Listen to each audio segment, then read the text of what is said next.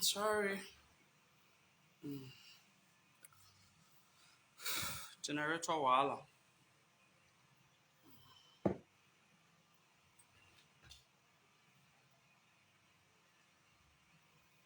We're just gonna hit the ground running. Let me catch some here.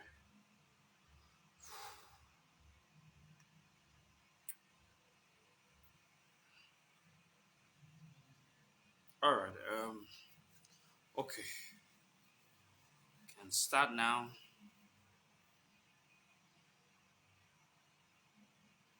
I think I'll need fun.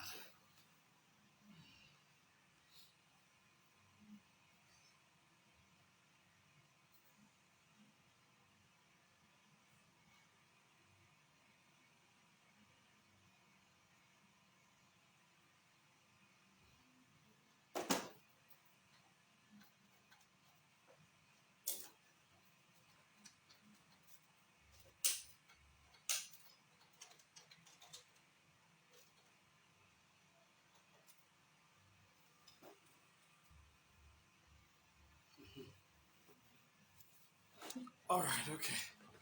Thank you. Thank you. Thank you. Okay. All right.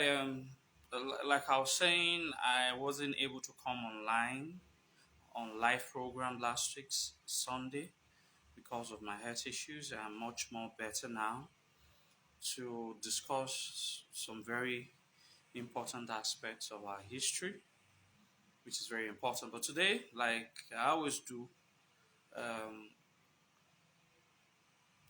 sometimes I open the floor for people to ask their questions, and so I can attempt to answer them.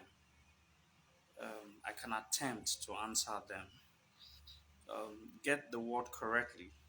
I'm not saying I'm going to answer them. I will only attempt to answer them. Um, those that um, those ones I can answer, and I'll answer them. I think the first question is John Agbonlaho. What is your thought on issues on ground?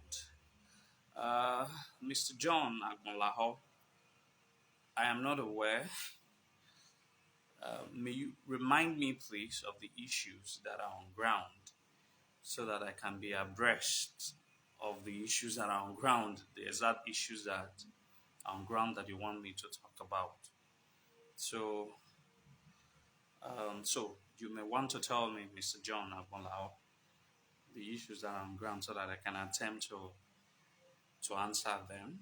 And remember, I don't discuss very sensitive issues.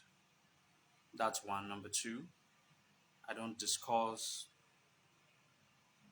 popular issues.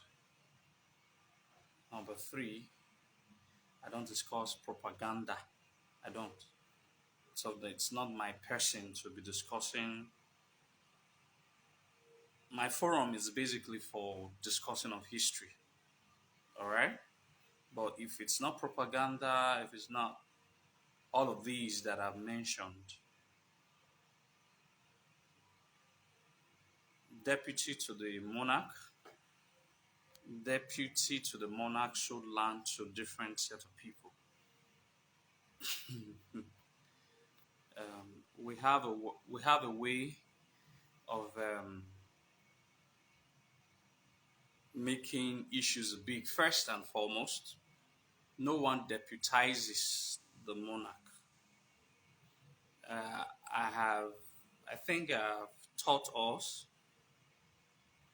the hierarchical structure of the Benin monarchy, all right, or the government of the Benin monarchy, and it's the Oba and the others. So no one, the Iyasher of Benin is the traditional prime minister. It's his functions seems like someone who deputizes the Oba, but the title itself is not a deputy to the title. of the monarch. This is about maybe I'll have to break it down so that you can understand. What the function of the Iyase looks like a deputy, but it is not. All right. So Iyase of Benin do not sell lands. Chief Samigbe is 92, 93. It's 92 years. So I'll be 93 now or 92. He doesn't sell lands. So who is now the deputy to the monarch that sells land? I don't understand where that question is coming from. Mr. John Agbonlaho. All right? So Yasser of Benin doesn't.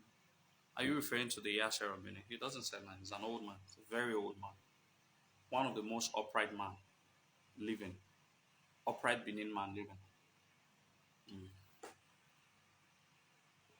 So, until I get your question correctly, I won't be able to answer your question if I have any. So, okay. The issue of Omwada, who the EFCC is looking for. Who? First, if you, okay, I think I know where the question is coming from now. If you all are referring to Roland, he's not an Omwada. He was a former Omwada.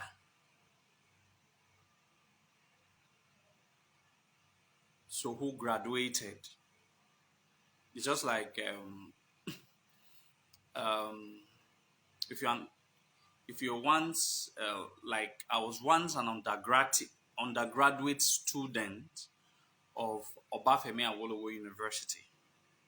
I'm no longer an undergraduate student because I have graduated from Obafemi Awolowo University. Obafemi Awolowo University is now my alma mater. All right. Mm-hmm.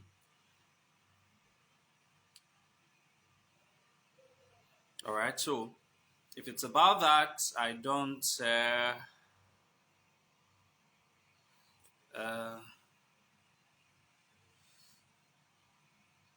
I don't, like I said, I don't engage on propagandas. I don't engage on some certain issues. All right. So if you want to get answers from Zolua on some very specific issues, I would not be able to answer. All right. The people of Aura, okay. I think I have in two questions.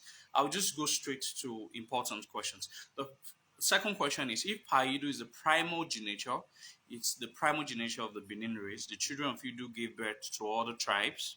How come the other tribes, their traditions and language are different from Benin? That's a technical question, Mr. Christopher Jacobs. If Paidu is the okay, I understand what you meant. Not primogeniture by it's a progenitor. You wanted to say progenitor of the Benin race. The children of Idu gave birth to other tribes. How come the other tribes, their traditions and language are different from? They are not very different. There are more similarities than differences. All right. I'm sure that Mr. Christopher Jacobs, I'm sure that we try to bring flair, we try to bring logic into some of these questions. First is if you had spent up to 100 years in, for example, in Italy, I'm sure your children were born there, your grandchildren were born there. There's a higher 10 possibilities that your grandchildren would not even be thinking as a Nigerian, not think about as an Edoma because of change of environment from the central. As these people begin to move from the central, Asians are the closest to the Benin people in all ramifications, in language, in traditions, in cultures, and all of that, because they are the closest, geographically speaking. The more these people moved from the center, all right, the more these similarities begins to dwindle. The farther they moved, the farther these similarities begins to dwindle. It doesn't change the history of connectivity between these people. Most times, it's even um, for some of us that have scientific background, you get to understand that the environment plays a very important factors in the growth and thinking, all right, of the people that grew up in a particular environment. So as these people moved from their original environment or their original place of ancestry, they begins to imbibe other environmental influences begins to play in from other members that might have or might not have had similar culture with their ancestry. All right, so I think basically it's usually a general answer for for that kind of a question that you've asked. I'll be very brief in explaining some of these things. I'm sure I've been able to just give an highlight. All right, maybe you can paraphrase and be more specific, so I can also give specific answers to your questions. From Omoyegi, say, is it true that the people of Ora do not bow to the Oba of Benin? Well, I think I've answered this question maybe over a year ago. So when I saw the article, I saw the article. Well, it is true, it is false. It depends on understanding. Um, okay, I think I said, I don't know whether I've given. Okay, let me, in an attempt to answer your question, Omorige said, there was this event I was told by a very close ally of Chief Ebon, during when our present Oba of Benin was the Daiken Atuselu. Chief Ebon went to visit him. Chief Ebon went to visit him. All right, went to pay an homage to him as a Daiken of Uselu. When he was about to get to Chief Ebon's turn, some of the chiefs, not really knowing who Chief Ebon was, or probably never have met with him, or not to have understood that Ebon understands the tradition of the land in its entirety, had made an attempt to educate Ebon on what he will do when he gets to the presence of the Edaiken. He was told that he was to kneel down and make the normal Benin salutation to their king. Ebon laughed. He didn't say anything.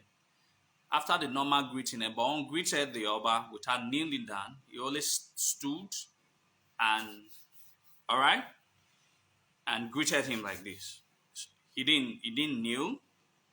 All right. So when he was now coming out, the chief, one of the chief, overzealous chief, I might want to say, now said that Awa, that who the hell is Ebohon to not to have knelt down to greet the Ebaiken. Then Ebohon now educated him. I am an high priest. High priests don't kneel to greet the Oba. They either stand or they sit on the floor to greet the Edaiken or the Oba. It's a norm. If you people have been following the activities of the palace, the high priest or the priest of the kingdom do not kneel to greet the Oba of Benin. They either stand or sit on the ground. However, the one that is convenient for them. It is the tradition. It's not a mark of disrespect. It's not a mark of show off. That is the tradition. Coming back to you, Mr. Moige said, in a bid for me to trace my ancestry to where I actually came from, after the discussion I had with my grandfather, late grandfather, I think 2 years after I had that discussion, he passed on when I was writing the book, the book of my community. So that's when I was trying to ask and all of that questions. That's when I was told that we're not naturally or actually from Igbo community in present day. I've said this story several times in Orion that we are from Avieme. Avieme, it's the heart of Benin. At a lot of you know Avieme.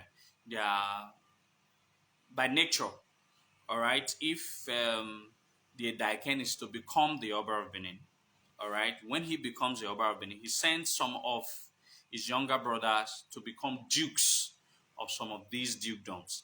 And the rest, in the old times, the rest were asked to stay at Evieme. They were the princes. All the princes who are not dukes in the old were all stationed at Evieme. So anybody who is aboriginally from Evieme are Oba's sons, not daughters. There's also a quarter that was created for Oba's daughters, but the Eviemian were for the princes. All right. So I was told there of this same ordeal that as the princes of Benin Kingdom, they don't kneel to greet the monarch. It is also the tradition. So if the Ora people sees themselves as direct children of Oba Ozolwa, by the level of that tradition, they are empowered traditionally not to kneel to greet the Oba. But it doesn't mean that it's being disrespectful or being out of a result of pride. It is just tradition. And it is not compelling if you decided to. If you decided not to. I've said it in several. It's not compelling on anybody. But when it happens in the monarch, when it happens in the palace, I'm sure they are going to draw your attention to why didn't you kneel that? When you're able to defend that of your Baihi and giving a detailed chronology, all right, of how you are a prince, the monarch, the sitting monarch will not find you guilty of the offense of not having to kneel down, because that is the tradition. So I think I've answered your question, sir. I'm very fine now. Okay, I'm screwing up to see if they are all the questions. Okay, okay. How many chiefs do not visit the palace? How many chiefs do not visit the palace? How many chiefs do not visit the palace? I won't be able to answer that question. Yeah, I didn't know. I do know there are three personalities that are by the level of what has transpired many years ago of the history, about three personalities. I wouldn't call them chiefs. All right? Three personalities do not technically visit the palace. About three or four. Okay, there might be more because I just remember that the Elawure of Hussein is also not meant to visit. Yeah, about three or thereabout. But there are some personalities by history of what had happened do not visit the palace. All right? But I wouldn't classify them as chiefs. Okay. The story of Asuro. Okay. That is my great grandfather. Why is that? Why don't they bow? Is it because they are messengers of the gods? Well, to be candid, I will find that, but I've always knew they don't. All right, maybe you're right, Madam Messi Ekwase. Maybe you're right, or maybe you're wrong, but there have to be a reason why they are traditionally empowered not to bow or kneel down to greet the Oba. Technically, we don't bow in Benin. I don't know what people mean bow. We don't bow in Benin. We don't bow in Benin. So as a Benima, I cannot go and bow before Oni of Ife or Yoruba kings. Because we don't bow, we kneel down to greet our Oba. All right, go. I don't know whether we bow like you not do like this. I don't know. But I don't think I've seen a Benin man bow before the Oba of Benin. I'm not saying it's not part of our tradition. That's what I'm saying. We only kneel down to greet the Oba of Benin. Hmm? I might not be correct. Uh, when are you going to tell us the story of Asuro? Okay. I'll find time to talk about that. Very much, please. Why is the Igbo also saying that they are from Paidu? Benin has any relationship with the Igbo? Well, one cannot completely rule out. Um, one Unri scholar from Anambra called me over a year ago, almost 2 years now. Um, I'm not, it's complicated. The story, me and him, we're going to work on some projects together on the Igbo Benin relationship. Yeah, there might have been relationship, all right? There might have been relationship historically between the Benins and the Igbo, but not the arrogant kind of history that the Igbos are passing. Because in the first place, they don't even know. They don't have knowledge of the history of the old better than the Benins. We have more knowledge about the history of the old than every other ethnic groups in present-day southern Nigeria.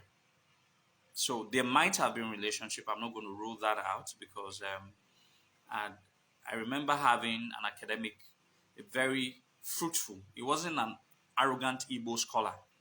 All right, he's also my fan. He watched quite a lot of my episodes on YouTube, and he reached out to me. All right, and he was trying to educate a lot of Yoruba people of Oduduwa being a Benin person.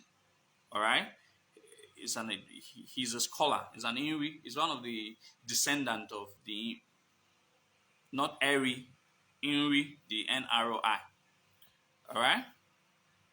Uh, Thanks very much for the way you respond.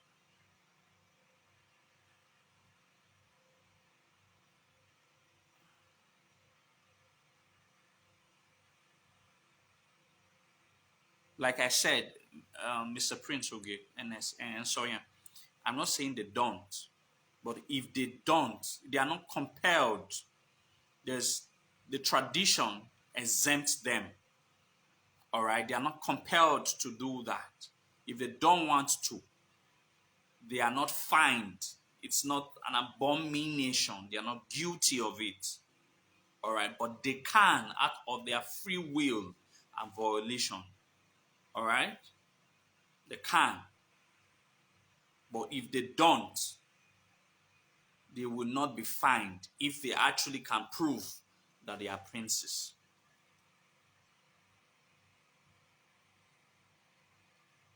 I don't know what that means. Ususu Bagada. Are you talking about Osopagara? Nah. Osopagara, nah, Nugbagwe. I think that's a name that I can really remember that is close to what you just wrote. Onagise no Sahara Lofty. Yet there was a very highly influential figure called Osokpahara Nugbagwe during the reign of Oba Nosa. All right, Oba Nosa was the father of Oba Ensonya. So I can attempt to provide an answer to that. I know the story of Osokpahara. But that Osusu Bagada, I don't know. Okay. Talk on the Oba that doesn't visit Benin. Talk on the Oba that doesn't visit Benin. I did a 47-minute video. Oba Nipwene Yedo. It's not technically an Oba. Oba Nipwene Yedo. I think someone had attempted to, I think some certain persons had wrote some misleading issues as regards the whole Roland issue. whereby he was saying that the Umadas are slaves. That's not possible. The Benin Umadas, that is the Umadas um, that are from the Benin. A lot of persons don't know what Umadas are. Umadas are never slaves. They are freeborn sons like you and I. A very good example is the one that someone asked me to speak on now, talk on the Oba that doesn't visit Benin. Ohwae. Ohwae was an Umada.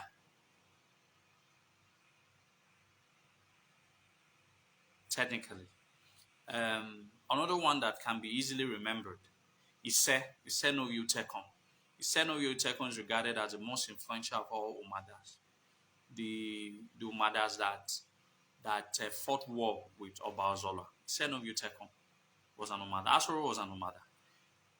So these couldn't have been slaves, and they wield so much of this power. All right? Okay. These are all Umadas. Okay. The people also said that it doesn't bow to them. Well, it's the ripple effect of what I've said before.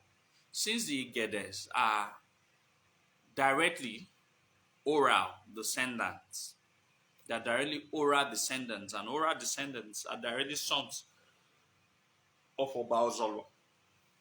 They still fall within the arguable bracket of what I've analyzed before, Mr. Odion Kenneth. The Unisha Royal House said they are Edo people from the palace. I have watched it on YouTube. We've talked about it severally, Mr. Kelly J. Treasure. True. That is not in dispute. Even the Igbos, with their seemingly arrogance, they agree to that.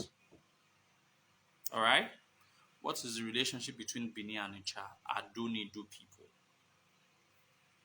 It is well explained by my Odyssey, written by Dr. Nnamdi Azikiwe, where he was trying to ask his grandmother rather, why were they, where are they who they are? And the grandmother was trying to explain that because they have the royal blood of the Benin house, and that is why they have distinguished themselves from other Igbo people. So the relationship is dates back to Obaisige. It is believed that some of the royal sons during the reign of Obaisige that had the politics of the palace. I call it the politics of the palace. The major reason I'm not going to speak on Roland Ahoy's matter is because it's the politics of the palace. I don't get involved in it. I don't discuss it. I don't get involved in it. I've read about, since it's been flying all over social media and since yesterday, I just look and pass. That's not my concern. All right. If anybody decides to make it his or our concern, that or your, I don't have to say, good for them. But I don't get involved in things that will now be leading to adwaye no temeso, adwaye no temeso, no madwagba no, because you wanted to. There are issues that is left talked about. The reason is because you start discussing matters that would lead to some matters you're not supposed to talk. So better still, I always pray one prayer. Let God and our ancestors, who sees those who are truly, uncorruptly patriotic to the very cause of this Edo land, and those who wants to soil the name of this kingdom in the mud, let God and our ancestors fight the cause of the legacies of the people that have sacrificed selflessly for this land. That is a prayer I pray every day. So it is not our will to talk on some certain matters. Let the will of God and our ancestors take place, and let them fight their fight. We as humans who understand some of these things could only render our prayer to those who can really bring defaulters to justice and to book. So, but we are not instruments to discuss on certain matters because of its sensitivity. Not that we're afraid, but because we don't want it to lead to discussions that can lead to where we don't want to ever be known or recorded to talk about in a wrong manner. So I don't discuss palace matters. Okay.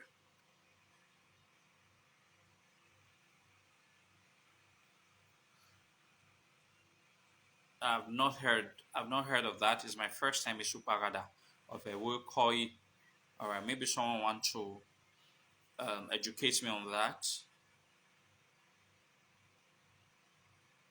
There are some certain things that are very straightforward. John Agbonlaho, if you're a Benin man, you are supposed to know that Umwada, scepter bearers, anybody know Umwada ne Liloba is called Umwada. Abimani Mwada. And you're still asking what Umwada means.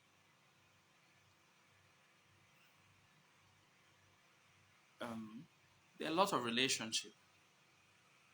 A lot of Benins left. It's not about relationship. Sometimes terminologies are quite esoteric. What I mean is sometimes because of words that we used to describe some certain things, it loses the actual meaning. It loses the actual meaning.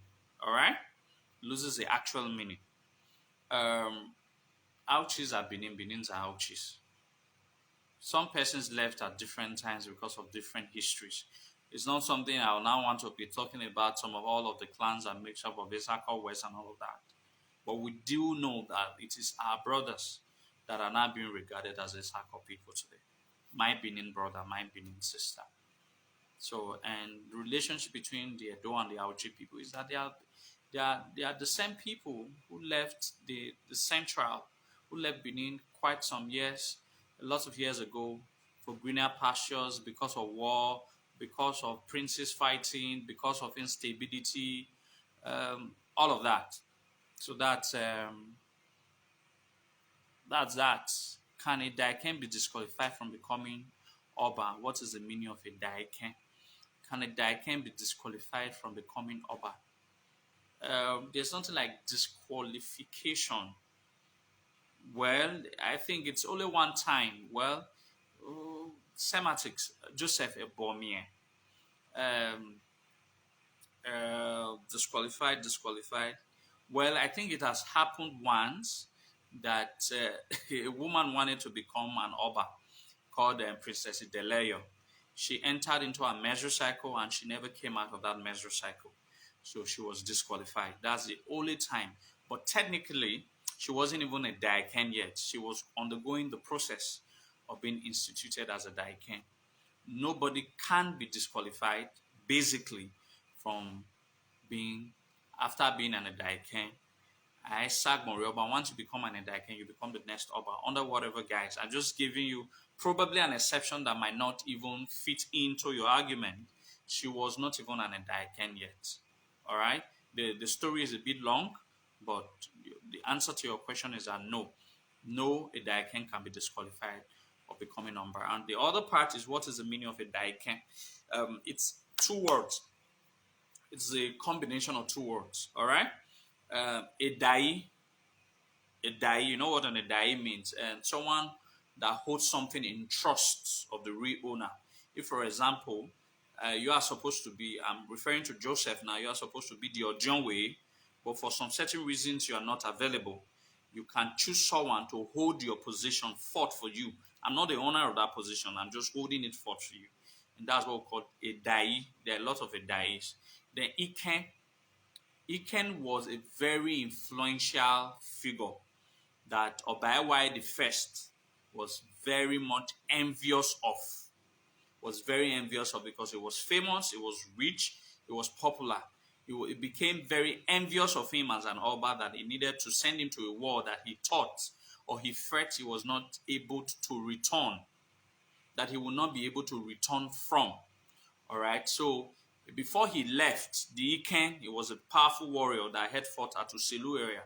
Before he left, he now he now pleaded with his master, which is the Oba of Benin, to send any of his children, any of his sons, to hold forth his position as the head of the household before he returns from war.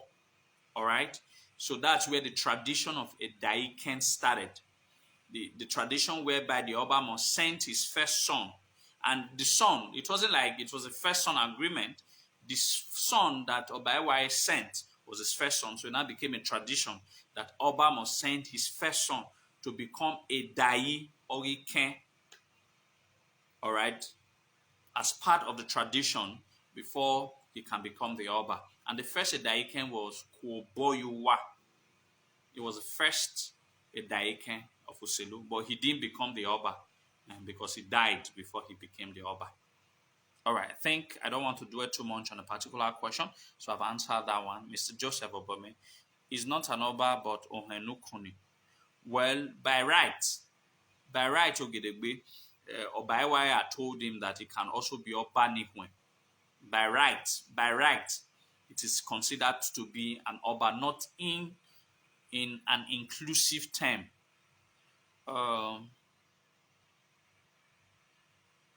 Okay, please talk on Ohen.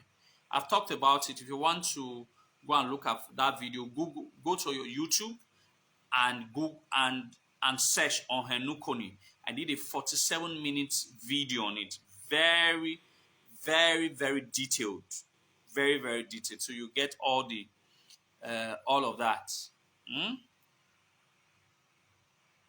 Well, I cannot be a judge of that. AI rule, and Eho is an Oyomba for life. It is only the Oba or Benin Traditional Council that can determine who is an Oyomba or is not an Oyomba.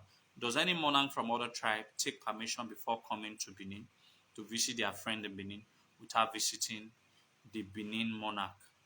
Well, John Kenneth, I know that I know where that question is coming from. Probably you've seen some videos on news of Ife coming to see Chief Benin and all of that, not seeing the Oba of Benin. All right, I've said it. For some of you who have been following me for quite some time, there is an extant tradition that the Ife people don't want the world to know. The tradition is very clear. It was as a result of a confection that was done by late Oni of Ife Sijuade. There is a law, there is a tradition that states that if the Oni is to come visit the Oba of Benin, he must sacrifice 5 black cows. 5 black cows. So, Onis of it's a deep secret that I'm not in the mood to talk about today. All right. Does any monarch from other tribe take permission before coming to Benin? But that I cannot answer authoritatively. But in some special cases, yes, it's true that they have to take permission before visiting Benin, even without hearing they visiting the Benin monarch. All right. So I will have to pause that question. Maybe some other time I talk about it, Mr. Odion Kenneth. Good evening.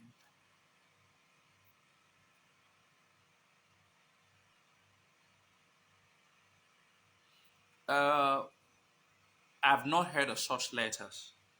I've not heard of such letters. For the fact that I've not heard of it does not mean it might not have existed. I've not heard of such letters. But we did know that Oba Benin had supported his younger brother on several occasions in fighting some of the wars of the Oyo people, which the Yorubas of present times doesn't want to agree to. But whether there was a letter or not, I can't say.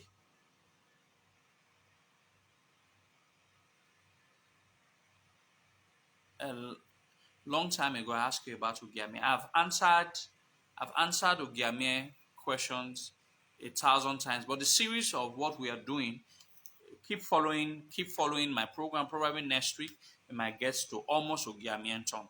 We have trashed it out severally, and I'll find another time to trash it out, okay? Mr. Noel Omo, sorry if I've not answered, but I know that maybe you've been missing some of the programs that I trashed Ugiame issues out.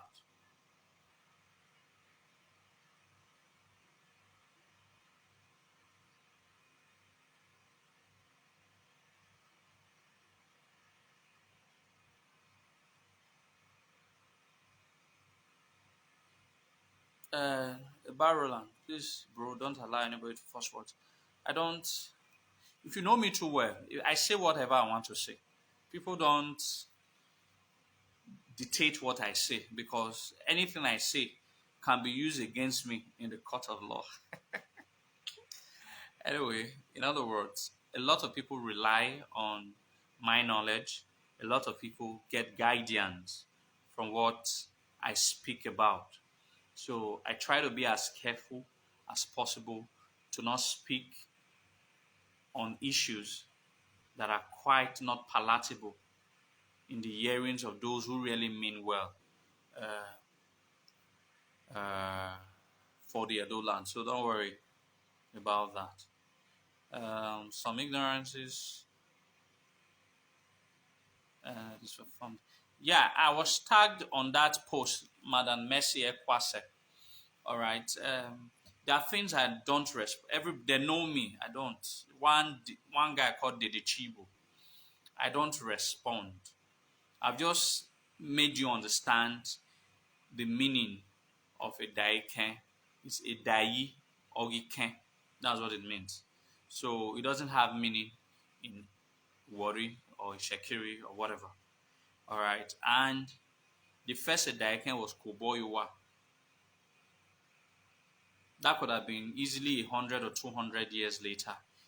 We're already having a daiken in Benin even before Wari Kingdom was formed. All right. Koboyuwa, the Iken story happened during the time of Obayawaya the First, and Obayawaya the First was 1440 to 1473. When did between 14, let's just say let's do the mathematics.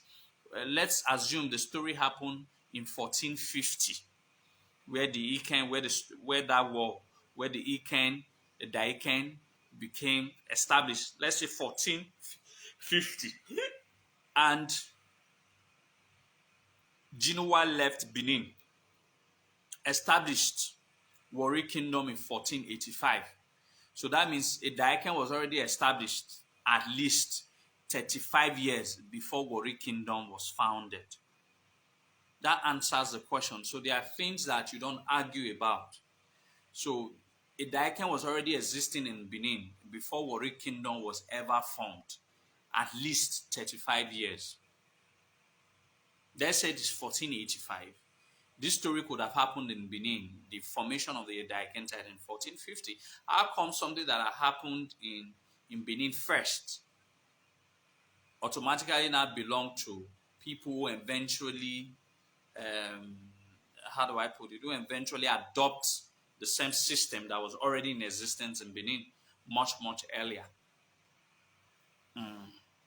So please, can you educate me about Chief Ogida? How come about I think I've talked about that Chief Ogida story.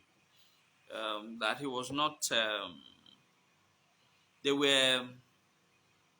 Chief Ogida understand the medicine. Was a propitiator of medicine of birth. Mani when no moya beer. I've forgotten how that Ogida came about. But remind me in the next program, I'll look for a book I remember that I read it from. And so I can be able to give a more detailed explanation on Ogida to you, Mr. Locke Yosazuwa. Roland Eho is trying to bring bad image to the monarch. It will never happen. Our ancestors will continue to bad people in the palace. All right. For your prayer, I say amen to that. Whoever that is bringing bad name to the palace of the Edo people, we shall be disgraced by the power of God and our ancestors. I'm not saying specifically, I'm just saying generally. If it's Zodowa is bringing disgrace to the Benin monarch or to the palace of the Oba of Benin, I will be disgraced by the power of God and our ancestors. If anybody brings disgrace or is trying to bring shame and reproach to the Benin monarch or to the palace of the Oba of Benin, they shall also be disgraced by the power of God and our ancestors. I promised Noel Omon that I will. Must you be from the royal family before you greet Lamogun? technically that's what it means, or John Kenneth. But there were some people who out of there are some people who out of whatever reasons that they could have had, they were maternally from the royal house and they decide to adopt the greeting of their maternal line. There are some people who are Nitwilamungu Bedenena that Egbogiye Egbiye or Yailamugu, but they decide to adopt it. I don't know why, but which is wrong by the context of a tradition, by the context. But some people have done that on several occasions, and they can't be held. Well, so must you? That's what it means. That pattern, patrilineally or matrilineally. Uh, do you know anything about Oligon of a Woligon? Uh, Mr. Prince, I don't know. But if you have an idea of that, maybe you and I can discuss it, and you can educate me on that.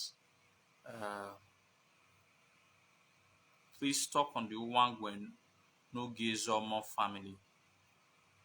Uwangwe no Gezomo family. Yeah, I've heard of that story. All right, I've heard of that story of the Uwangwe no Gezomo. I've heard of that story, but I can no longer recall the true extent uh, of how much I know about it. So, what I'm not too sure of, I will not want to say anything about it. So you you will you will oblige me to speak on the matter when I'm furtherly informed about it. Um, I asked him if the Dayakan was from the Warri. Who then founded Warri? Brilliant question. Brilliant question. Please let your next class be the title. All right. They might. I'll see what I can do, but I'm not promising you, Mr. John Agbonlao.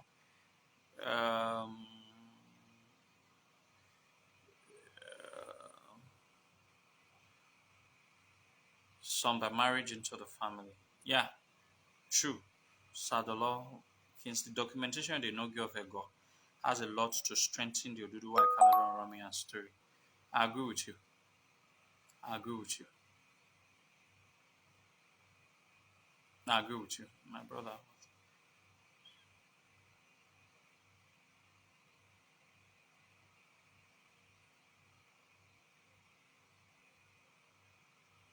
Well, there are no rationale to say that.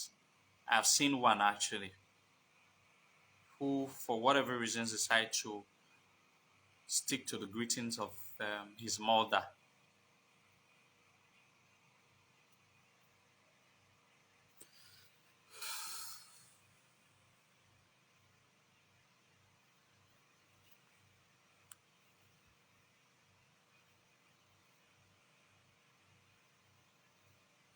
Madam Hellis, Amos, you can, after the program, you can go back and watch it from the beginning. We ain't talking so much about things, it's just general questions and answers. All right. General questions and answers.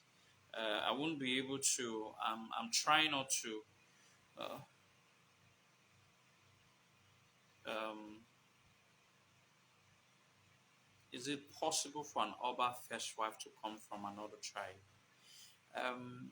You have to be very specific with that question, Mr. John Agbonlaho. Um, two tribes. That's why I said you have to be very specific. Except if you are you classifying Isan as a tribe of his own. If you're classifying Isan as a tribe of his own, then you're correct. If you're not classifying Isan as a tribe of his own, then you might have been wrong. Because outside Benin, the next people or tribe, I don't know. That's why I said I don't know how you're going to do that. What is running through your mind? Isans have produced quite a lot of Obas too, Isan women outside the Benin women, Isans. Um,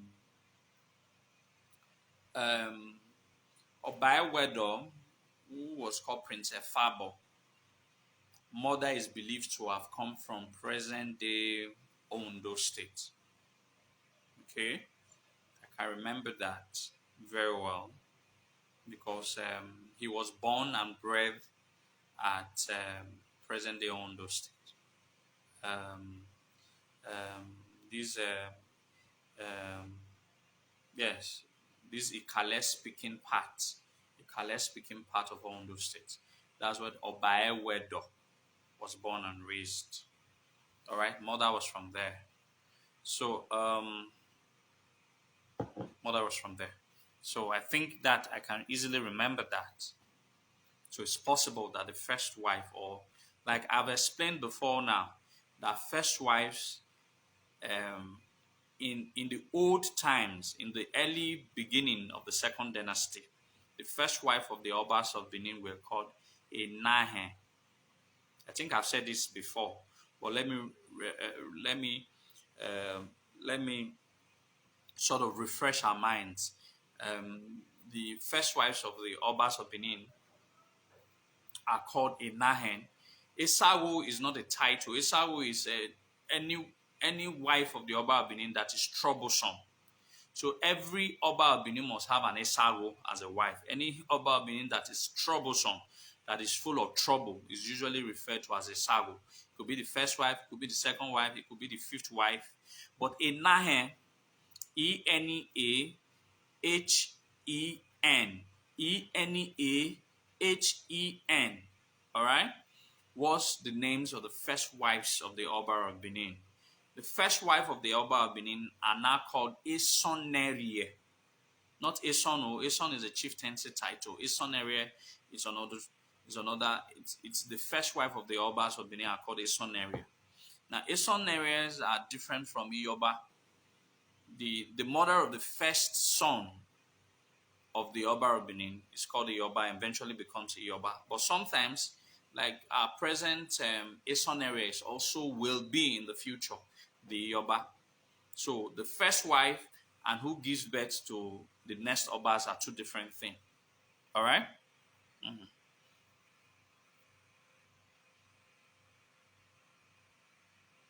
The Usain, Egbeta, and Utesi said the Oduduwa asked them to follow his son to Benin when the Benin chiefs came to ask.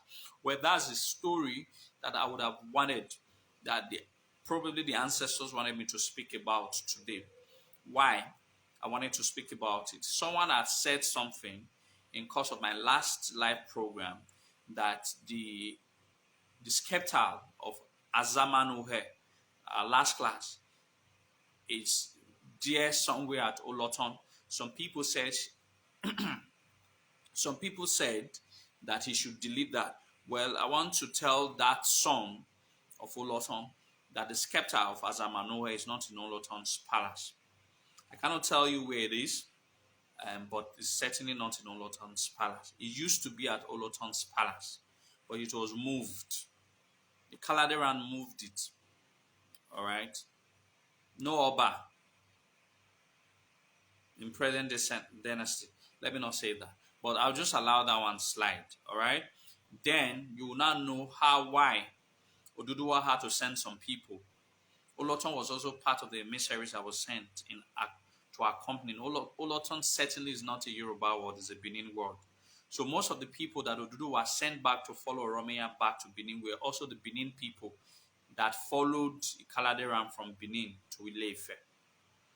I'm going to talk about that topic. It's going to be so how do I put it? It's going to expose a lot of facts, and it's going to unveil a lot of secrets. Most of the people that followed Oromiyan to Benin were also the people, their fathers were the same lineages or the same families that left with the Kaladeran from Benin to Ife. All right. So, is there any Esan chief in the Oba Palace? There are a lot of Esan chiefs in the Oba Palace.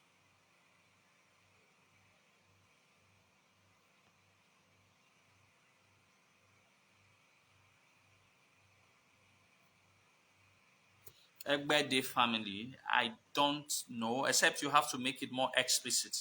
Where are they from? All right, you have to make it more explicit for me to understand what you're referring to. Is it Egbeda or is it Igede? I don't know. All right. Please tell me how Live Music Greetings came about, and that is my family greeting. I think I've explained it before now, Mr. Mui Irunse. Um,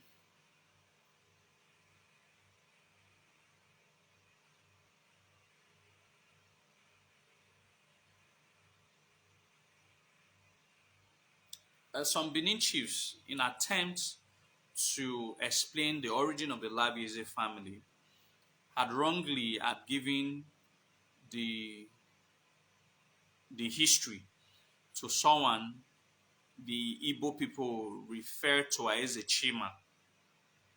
It's, it's not Labiese. Um, I think it's Lavie Ovieze. Um, Ezenozuwa. Ezenozuwa is Ezenozuwa.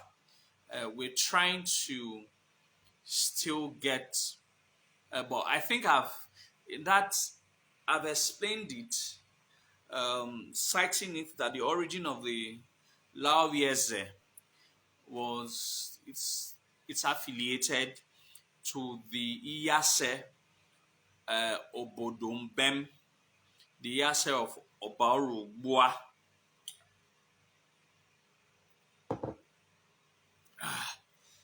Mm.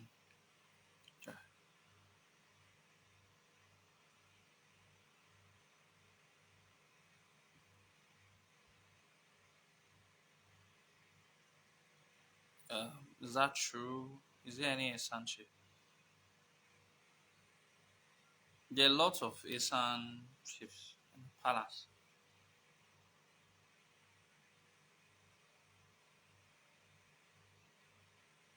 I don't have I don't have I don't have power to do that. If I have the power to do that, I since would have done that, Mr. Ubini Nokbewo.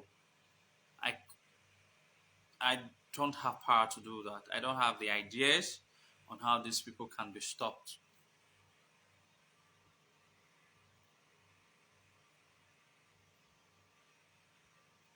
Did Oduduwa get married to any Benin woman? No, he didn't. Not history cannot remember that he. Yes, he did. Sorry, Mr. John Agbonlaho. Uh, if I should tell you that story, he did.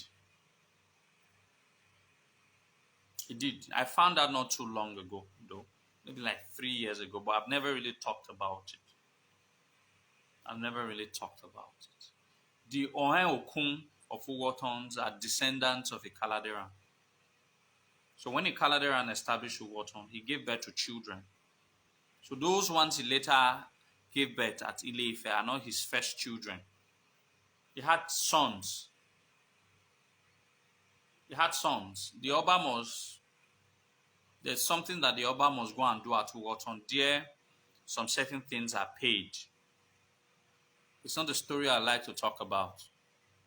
But he married a Benin woman and had his first children at Uwoton.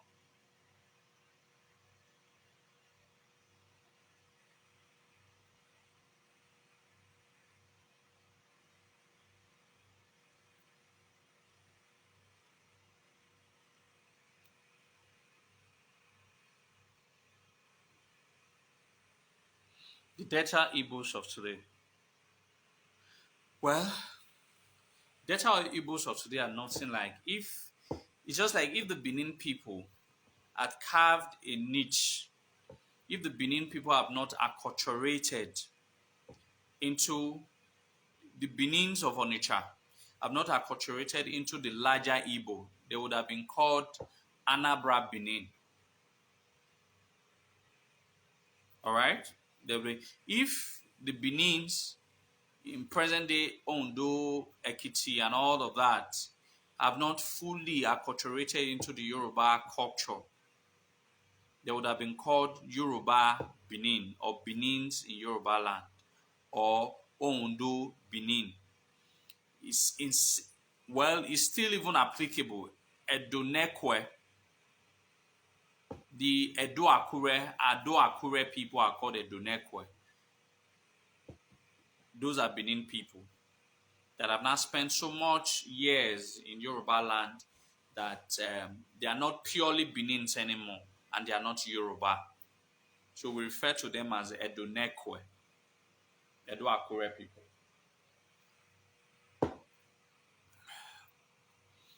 I think I've answered that your question. Edo Sigbinosu. How was the hierarchy of chiefs selected? That took hundreds of years. It wasn't selected. The Obas, in their own infinite wisdom, were creating different titular chiefs. And it depends on who those Obas were. They were able to either elevate some of those young titles to become bigger than the ones that were existing before. But the first title that was ever created in Benin Kingdom is Iyase. I've always said that. It's Iyase. And it is Obaewedo that started creating titles. Obaewedo is the first Oba of Benin that has chiefs. That had chiefs.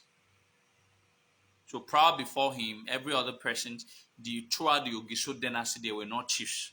It was Ogiso and the councils of elders that were presiding over Igodomigodo Edo. The first Oromia, the first four Obas of Benin had no chiefs. They had no chiefs until Ewedo. Ewedo created the first few chieftaincy titles, but the first was Iyase, then along the line, Songbands and the rest followed. All right. It was later on the Osuma, the Eson, and all of that we eventually created and all of that. So the more Obas were coming in, the more they begin to create their own various titles.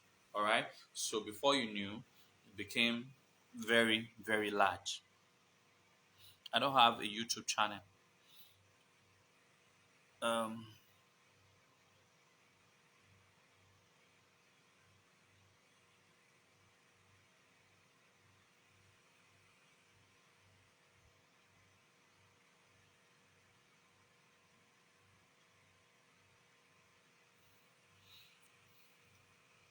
Well, I don't have the information to ascertain if that's true or not true. But I can tell you categorically, Mr. John Agbolao, that there are a lot of Obas of Benin who there are a lot of Obas of Benin who had Isam mothers. How are you doing today, my brother? Good to hear from you. Kav I didn't speak on Okao Gile because I've not been feeling fine. I just got a little bit better. All right, it's an old man that I really, really respect. Late Chief Maha, the man who sacrificed so much for Edo land. One of the very few men that I look up to, that I respect. I met him a couple of times, 3-4 years ago.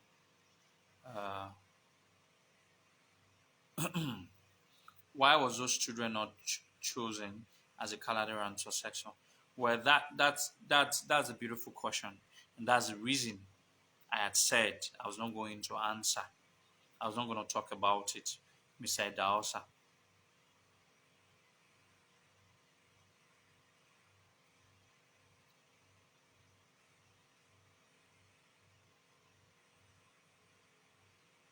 Are the chiefs hereditary? Well, not all chiefs are hereditary. Some chiefs were were created hereditary at the first instance. Some were not created hereditary. But along the line, some that were initially not hereditary was now made hereditary. I'll give you a very good example. The Obaseki. The Obaseki is a title which you now refer to as a family. They are not family. Their family name is Ogbede Oyo. That's their family name. Along the line, one of these sons of Ogbedo, you're called Ago, was given a title, a fresh title that nobody had dared before him. All right, all right. So was given an Obaseki title and was not made hereditary. If it was made hereditary, it couldn't have been the Iyase of Benin. But along the line, during the Obaiweka, Nologbe's era and all of that. So when Gaius Obaseki died, all right, when Gaius Obaseki died, Obaiweka tried to make an attempt to give that title, Obaseki title, to another family. The recalcitrant Obaseki, now called Obaseki, Ogbede Oyo family, a lot of you are not aware of that story. They protested and said that the Oba cannot give that title to another person.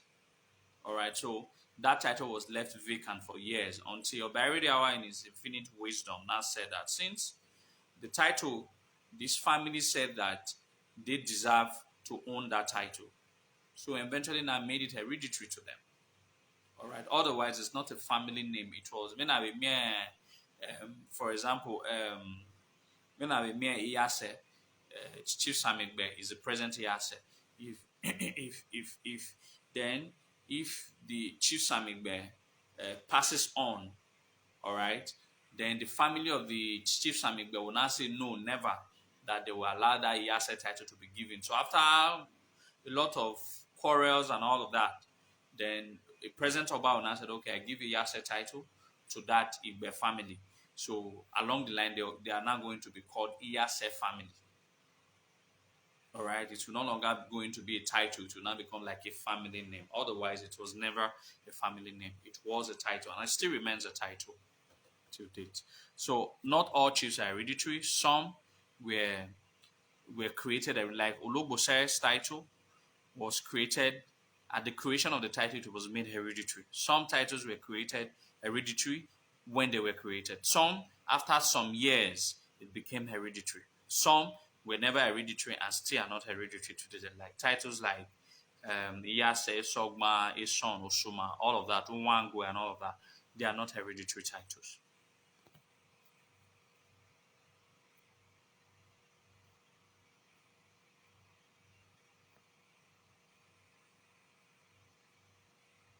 How old was Oduduwa before he joined his ancestors? I won't be able to answer that question.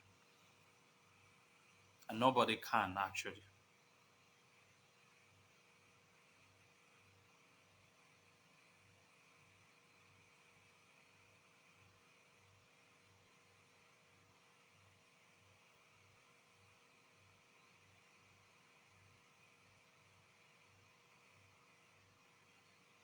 Edu Sigbinoso, you can chat me up immediately after this live program so that we can work on that.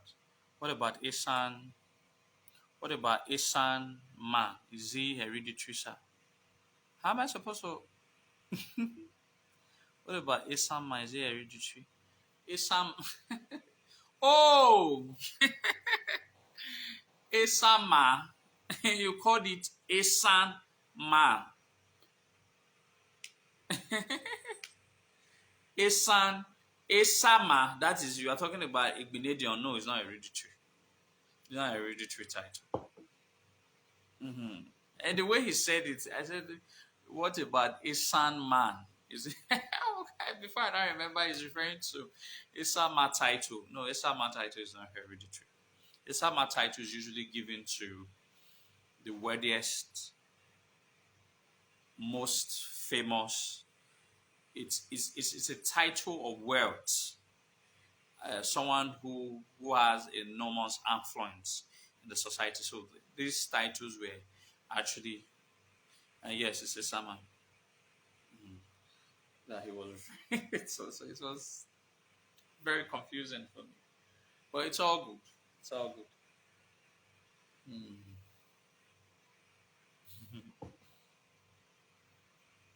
It's all good. So I think I've taken quite a lot of questions, and I'll be able to answer as much as I know. And those ones I deliberately didn't want to talk about, It's because probably it might take longer time for me to quickly want to answer. Are there female chiefs in Benin Kingdom? They are not female chiefs. Are there female chiefs in Benin Kingdom? They are not female chiefs. They are not female chiefs in Benin Kingdom. Never. They have Benin chief. You can't give a title. Yes, the title of Olia is hereditary. I think look for my video. I did one of the most comprehensive video on the Uzamani. It's still, I consider that my best video since I've been doing any Benin historical video because it was explicit. Anybody can pick that video and write a book on the Uzamani. It was, I listen to it all the time and I still get to learn from, it's like the spirit entered me when I was just analyzing. So look for the video on Uzamani, then you get everything you need to know about their Aulia, their Izomo, their Idonhe, and all of that.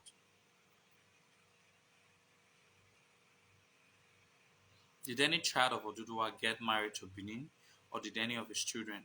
Obviously, now Oromia married a Benin woman. Oromia as Benin also married a Benin woman. Okay. Was it not Oromia that came back?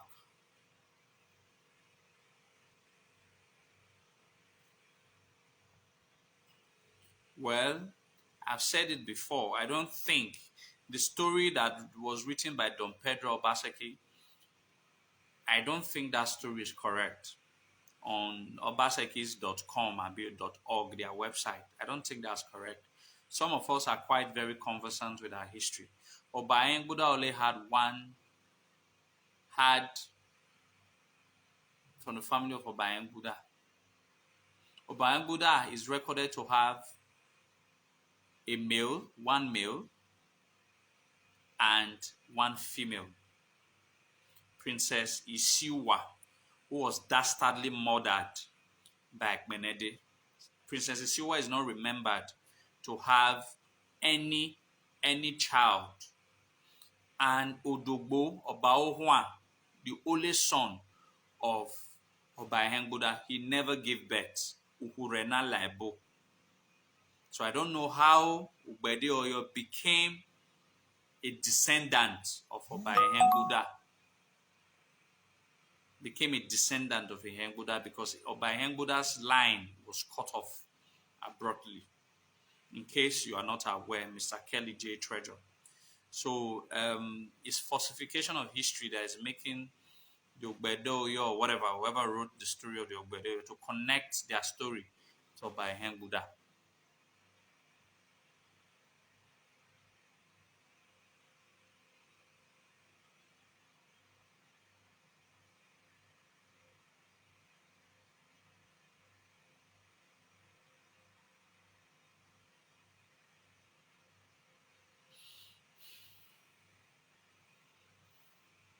Yeah, it's on Nebo TV. Look for it on Nebo TV. Just on YouTube, just type in Uzama. The video from where we can find it. You can find it on YouTube. Just type Uzama, you see. It was recorded by Nebo TV. Namureke of Freedom. That's two school of thought. All right. One cannot really say if that was true, or one cannot say if that was not true. All right. I do believe that there were no female Gishos. Ororo and what's the other one's name? Imose. I think Imose and Ororo. They were believed to have taken the names of their mothers when they became Ogisho. Now, why I believe it was not technically possible for them to have been women is because at the time of their reign, we were practicing a gerontocratic reign, the age of the Ojonwe Ogisho. So it is impossible, just like it is still in part of our extant tradition, that a woman cannot be an Ojonwe.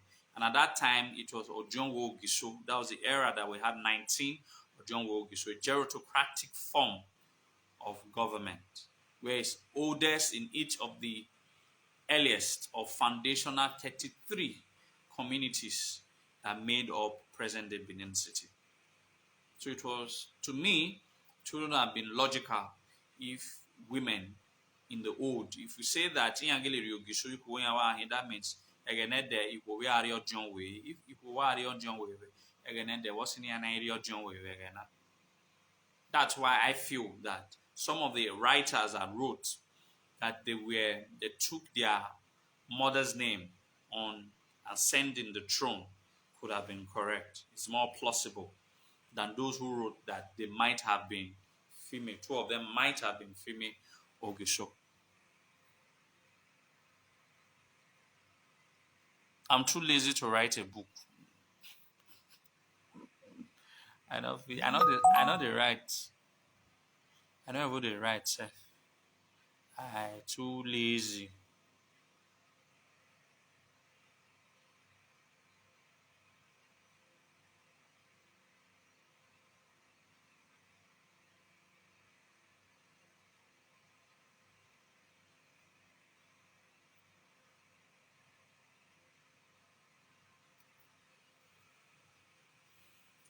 I don't know who's Iyeye. Iyeye. I don't know who's Iyeye. Iyeye. But they are not female. Oh, I know the woman. No, she's an high priest. I know the woman you are referring to. No, she's not a chief. Oh, I mean, I'm Donia. They are not female chiefs in the name. Awanonia. Is a high priest. She's a priestess, an high priestess. Iyeye is an high priestess. I remember the woman that you're talking about.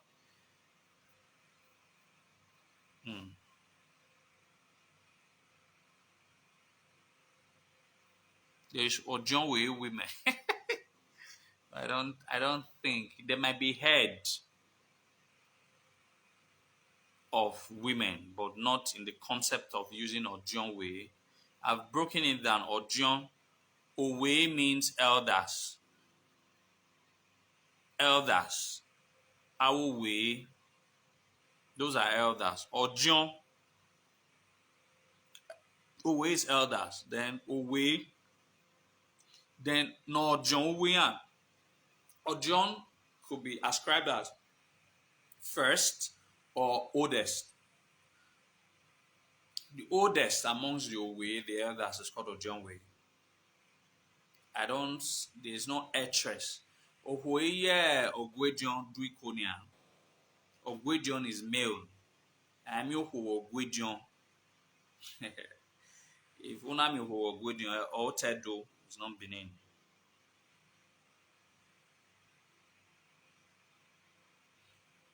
Prince Omonoya, I told you, I have health problems. I'm managing to talk. I couldn't even leave the house. So I didn't go because I'm not feeling fine.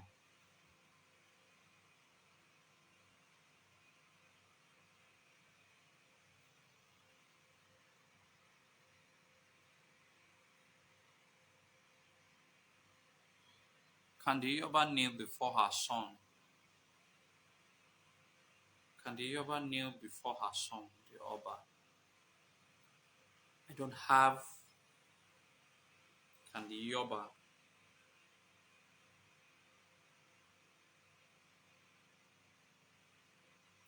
That will be difficult. That will be difficult. I don't think so. I don't think so. Meanwhile, there are very few instances where that could have happened.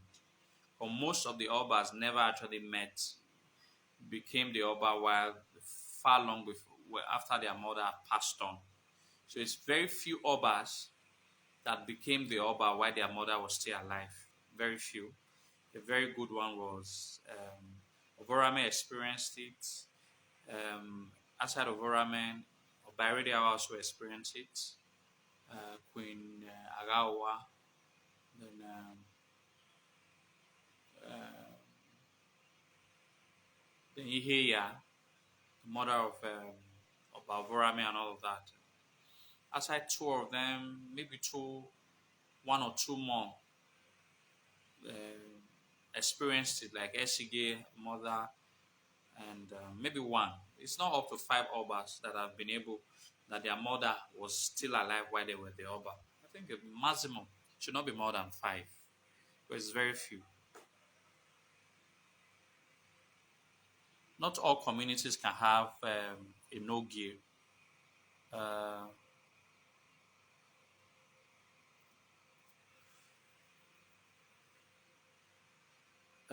Ewakbe, Ewakbe, Ewakbe, Ewakbe buried. I'm coming. Let's IGB Chris, my brother. Let's look at it from a very let's look at it from a very academic perspective. Yes, Queen Ewebonoza was buried by his son Ewakbe, but it is possible that he had died, that she had died before the son became the Oba. Very possible. So that means she didn't witness her son became the Oba. The only thing that the history remembers that she died, her son buried her with so much human sacrifices, which is peculiar. Like every Oba must, once a Yoba dies, she must be embalmed at Ewotubu. There's a royal mortuary at Ewotubu that every Iyoba must be embalmed. Even if it's 50 years, she will be there. She will not be buried until her son becomes the Oba of Benin. So technically, I don't think, or not too sure, if Queen Ewebonoza was still alive while her son became the Oba of Benin. It's possible, but what the history remembers that he buried her mother, which is what every Oba does. Even if their mother had died 20 years before they become the Oba, that she cannot be buried. She'll be embalmed at Ewotubu. There's a royal cemetery at Ewotubu where all the Obas are embalmed until their son becomes the Oba of Benin before a proper burial can be done, which is chiefly done by the Ogbelaka dancers and all of that. Yes, Aaron had a son, Oni. Oni.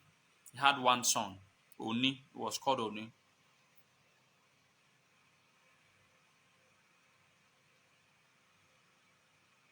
It's also possible that she died when Ewakwe was already Oba, because Ewakwe was not born an Oba. That's another possibility. Ewakwe was not born an Oba. Certainly, he wasn't born an Oba.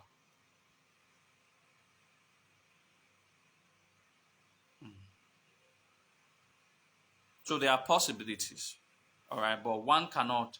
What one can really tell is that he buried his mother, which is a normal thing. Whether the mother was alive or wasn't, whether she wasn't alive, one cannot really tell. All right, every of that thing, the prognosis of every Ewakbe story. If you have watched the Ewakbe story that the mother said, yeah, and all of that, those things could have happened before he became the Oba. Not Oni. Oni. Oni or Oni. It could be cold. Oni is a Benin word. Not, it's different from Oni. Did the Oba uncles kneel down before the Oba? Technically, I've answered that. Osato Edosa. Oba's uncle is father's Oba's younger brother, so they are princes. Technically, they are not supposed to. If they want to, no problem. But technically, they are not supposed to. I've answered that one, Mr. Sato. No. John Agbonlaho. Aran was the first and the only Enogie of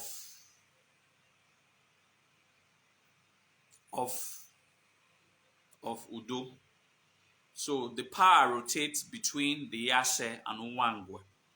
If a present Iyase misbehaves, the Oba, when he dies, the Oba will strip that title. It's not an express hereditary from that Iyase's family and give it to the Nwangwe. So the present ruler of Udo or head of Udo is the Iyase of Udo. It can be stripped off if he misbehaves and give it to the Nwangwe family. It was the what's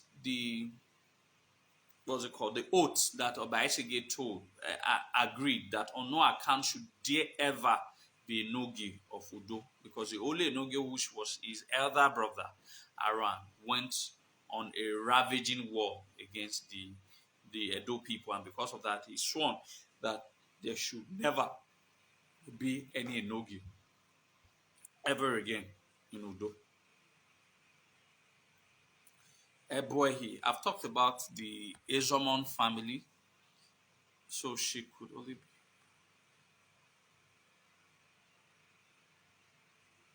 Yes, she has to be Yoba.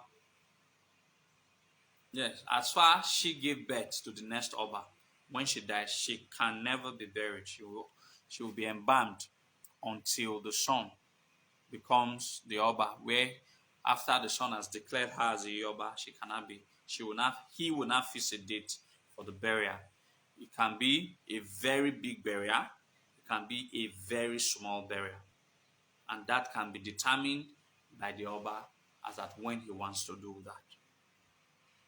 I think I've talked about the Ezomon family, but I'll find another time to talk about the Ezomon family again. Mr. James Eboehi.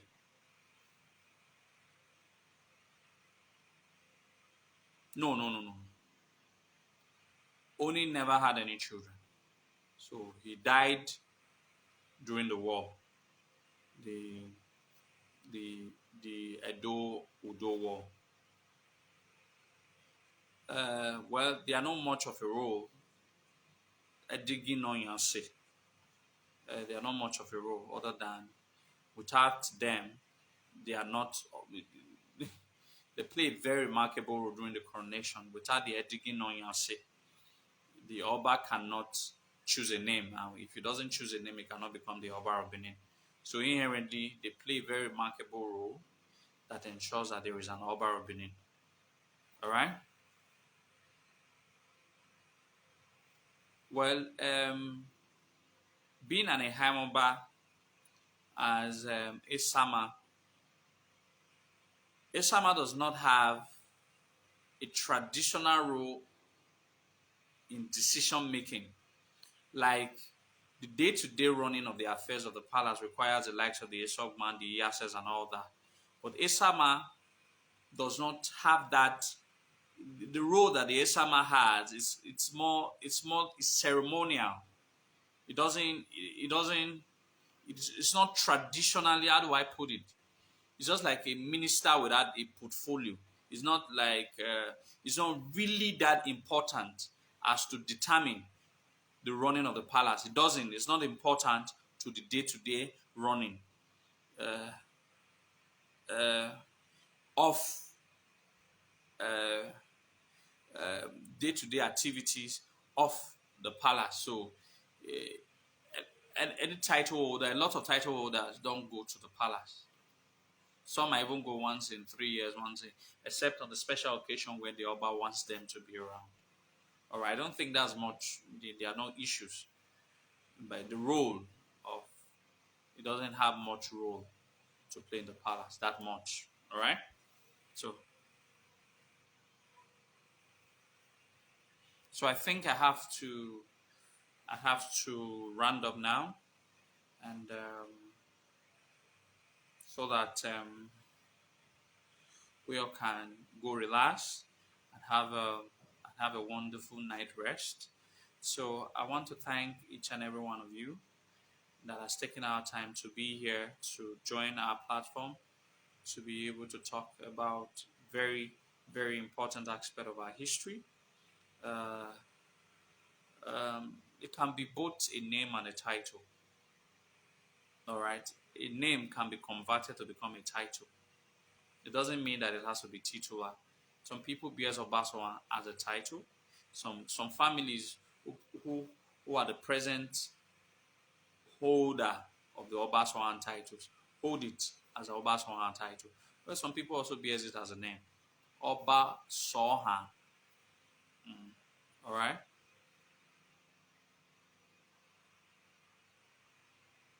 Okay, I've heard you, Madam Send Micron Idaho. Ya ya ya ya wazedo ya kwara. Evisible here. Evisible here by. Ne ya ama. Ne do ama. What's it say?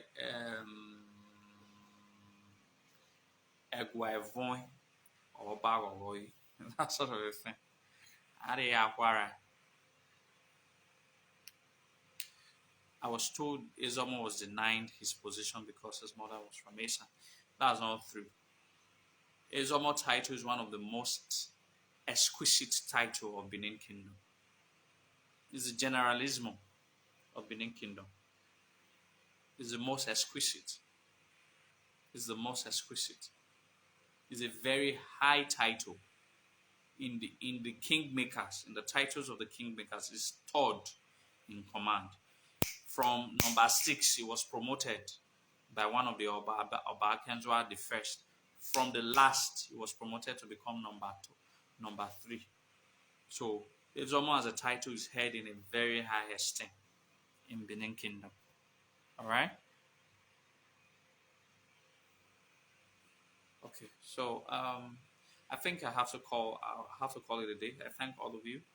Um, I'll be able to take all the questions, and for those ones um, um, I was unable to answer, I'm sure that as time and day continue to happen, so also we'll continue to learn, and so we can have the knowledge to treat some aspect of our history as best as we know, as best as we can.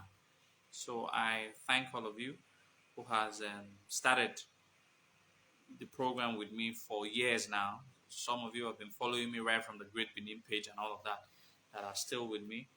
You guys are most amazing. I thank all of you. Appreciate all of you. So I'll see you guys next week Sunday to also talk about some of the aspects of our history that are quite very important and vital to our land. All right. So why I was about talk by Made Magic Gwenia, one of your buying. When Magic one of your buying. Why we are achieving as of a guau, there is other magic way. Oden, Oden, I agree. Why I was say, a white two wire. I used to like that accolade though. That anybody that calls me a white two or a white west, when I used to hear it, a white two wire. That's it, they freak me die. All right, thank all of you. So I'll see you guys. I'll see you all next week Sunday. So, why I was